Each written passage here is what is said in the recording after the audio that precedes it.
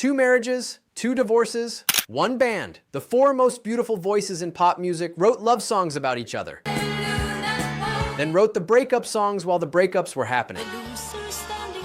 She sang "The Winner Takes It All" weeks after he left her. He produced the track. One of them spent 20 years hiding on an island. One was stalked for 8 years. One buried his daughter, his prince, and his grandson. This is what happened to ABBA.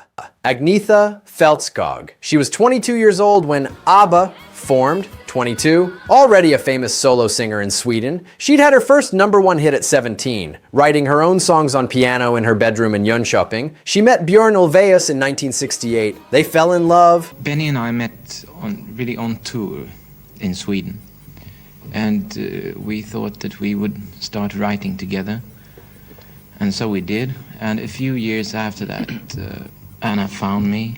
Oh, she did. She fell in love with me. They married in 1971. No, actually we were working for 4 years before that Eurovision Song Contest.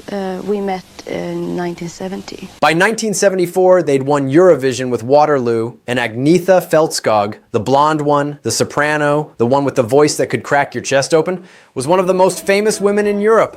Here's what the cameras loved about her. That voice. The pure, vulnerable soprano that could hit notes nobody else in pop music could hit. She was the one who sang SOS. She was the one who sang "The Winner Takes It All," that song specifically. Let's talk about that song. 1980, Agnetha and Björn's marriage had just collapsed. He had started seeing another woman. The divorce was fresh, raw, the kind of wound you don't come back from quickly. Well, we got married, but then after a while, the marriage didn't work. But we still worked very well together as musicians and artists. So we decided to split up the marriage. And Björn walked into the studio with a lyric he'd written called "The Winner Takes It All," the song about a woman losing her marriage, losing the love of her life, losing everything. He gave it to Agnetha to sing, and she sang it. 1 take, by most accounts. The most devastating vocal performance in the history of pop music, delivered by a woman singing her own life back to herself while the man who'd left her sat behind the mixing board. That's who Agnetha Fältskog was. That's what she could do. Here's what happened next. 1979.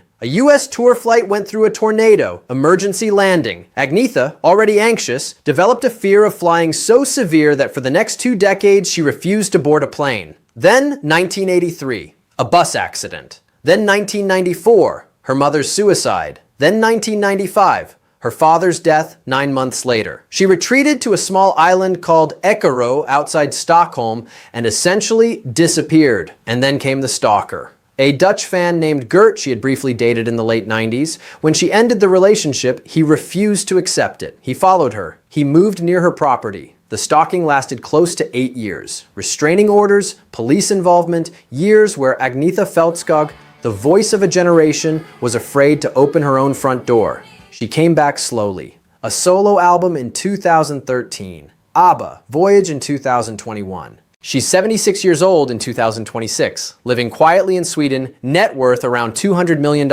with 2 children and 4 grandchildren. When you really love someone. When you really love someone. When you really love someone. You really love Yes, someone. yeah. It's a sad song.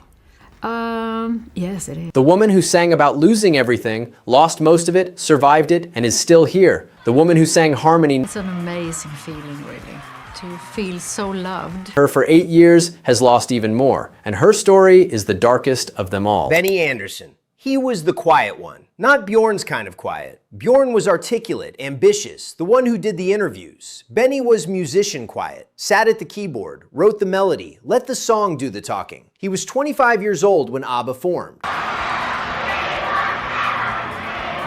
A keyboardist from Stockholm who'd already been in a successful Swedish band called the Hepstars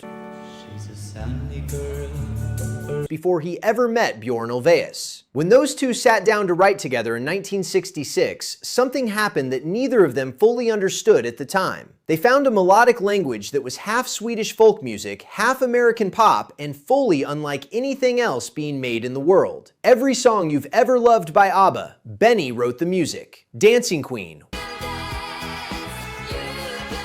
Waterloo, Mamma Mia, The Winner Takes It All, The winner takes it all. Fernando, The melodies are his, the arrangements are his. The layered, gleaming production that makes ABBA sound like ABBA, that's Benny Andersson at the piano. And then what happens? Sometimes you get lucky. Working until 3 in the morning, getting the chord voicings exactly right. That's a good verse, I think. And here's what almost nobody talked about publicly until 2011. He was an alcoholic. For decades, through the height of ABBA, through the divorce from FRIDA, through the solo projects and the musicals and the global fame, Benny Andersson was privately drinking. Not the messy kind of drinking that lands you in tabloids, the quiet, functional, Scandinavian kind that hollows you out from the inside, and nobody notices because the work keeps getting better. Ingredients for a good pop song. I think a pop song should have something that you don't expect it to have. He disclosed it publicly in the 2011 interview, said he'd been sober since 2001, said it almost as a footnote.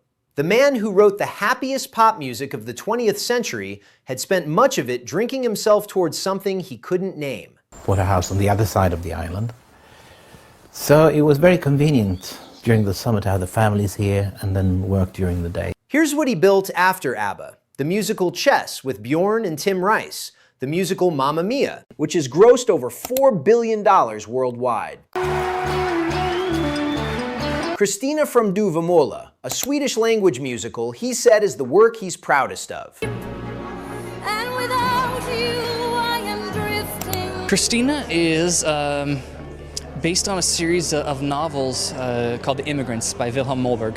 It's the story of a family who immigrates from Sweden about the time of the gold rush. A big band called Benny Andersson's Orchestra, which has toured Sweden for 2 decades. He was the one who pushed hardest for the 2021 Voyage reunion. He was the one who convinced the other 3 that they could do it, could step back into that room together, 40 years after the last time, and finish something. Alive today at 79. Net worth around $230 million. Married to his second wife, Mona Norklet, since 1981. A marriage that has now lasted longer than anything else in his life. 4 children, still writing music every day. And the man he's been writing music with since 1966, his longest creative partnership, longer than any of his marriages, has had a very strange final chapter of his own. Thanks for all the... Anni-Frid FRIDA Lyngstad. She was born in Norway in 1945, the daughter of a young Norwegian woman, Cindy Lyngstad, and a German soldier stationed there during the war. After World War II, children born to German fathers were heavily stigmatized, forcing her family to relocate to Sweden. When Frida was just 2 years old, her mother died, leaving her to be raised by her grandmother. She grew up believing her father had died in the war, until 1977, when a German magazine tracked him down and revealed he was still alive. They met briefly, but never built a close relationship, partly because he had believed for decades that his daughter had not survived. That's who Anni-Frid Lyngstad was before she was ever ABBA. Here's what she became. She met Benny Andersson in 1969. They fell in love. They lived together for 9 years before they married in 1978, and they divorced less than 3 years later, right in the middle of ABBA's final album. She kept performing. She kept smiling on stage. She was the darker voice, the mezzo-soprano, the one who sang the harder songs, Money, Money, Money, Knowing Me, Knowing You. After ABBA ended, Frida married a prince, actually married a German prince, Prince Heinrich Rutzo-Russ of Plauen, in 1992. It was the kind of life nobody writing her story in 1945 could have imagined. And then the prince died of lymphoma in 1999, 7 years after the wedding. The year before he died, 1998, her only daughter Anne-Lise Lotte died in a car crash in the United States. She was 30 years old, the same age Frida's mother had been when she died. And then, in 2023, her grandson Jonathan died of stomach cancer. He was in his 20s. Frida is 80 years old in 2026. She lives in Switzerland with her long-term partner, a British Viscount named Henry Smith. Net worth, around $300 million. She opened the ABBA Museum in Stockholm in 2013. She did the Voyage residency in London. She received a royal honor from the King of Sweden in 2024. She sat across from the man she divorced in 1981 and watched digital versions of their younger selves sing together on stage. And that man, the one she shared a piano with for a decade and a marriage for 3 years, had a very quiet, very private reason he wasn't supposed to be in that studio at all. Ulvaeus. He was 27 when ABBA formed, the oldest of the four, the lyricist, the one who wrote the words.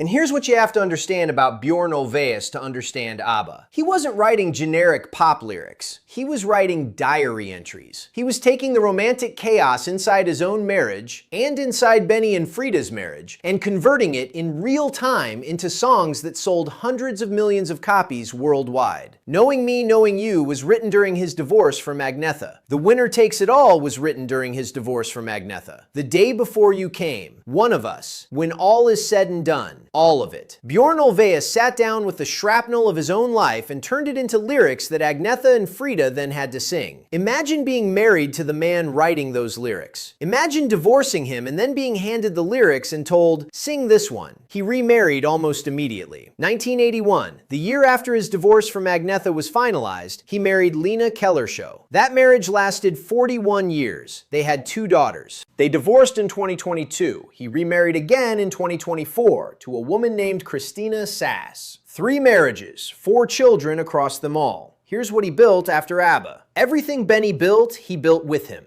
Chess, Mamma Mia, Christina from Duvemola. And beyond the music, Björn became one of the most influential advocates in Europe for songwriters' royalty rights. He co-founded the Music Rights Awareness Foundation. He's been an outspoken advocate for a cashless society in Sweden, partly because his own son was once violently robbed, and he decided physical money was a problem he wanted to help eliminate. There was also a tax dispute in 2008, a large one, Swedish authorities investigating his international income.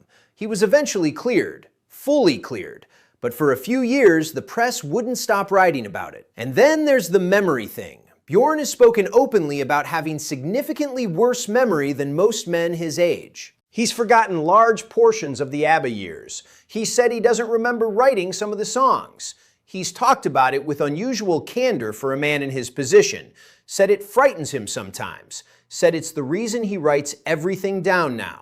The man who wrote the lyrics of an entire era is slowly losing access to the era. Alive today at 80, net worth around $300 million, still active, still speaking at conferences, still somehow writing. And the 4 of them, Agnetha, FRIDA, Benny, and Björn, did something in 2021 that no reunited band has ever done before.